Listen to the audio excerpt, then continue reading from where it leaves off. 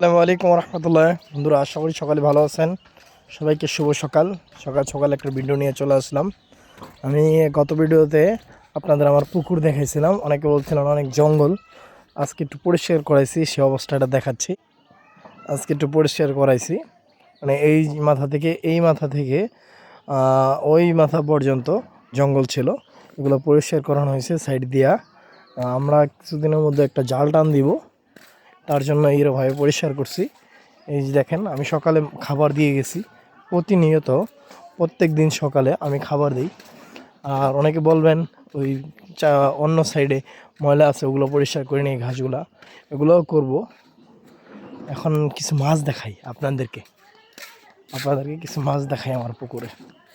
এই দেখেন কিছু মাছ, এই যে এই যে এগুলো এগুলো কিন্তু মাছ কিচির বিচির করতেছে মাছগুলো। এই যে আমি খাবার দিয়েছি, এই যে কিছু মাছ দেখা যাচ্ছে, দেখতেছেন? আমি মাছ ছেড়েছি, মাছ বড় হয়েছে অনেক। এই যে কিছু মাছ দেখা যাচ্ছে, এই যে নতুন, আমি নতুনভাবে, জানি না কেমন হবে।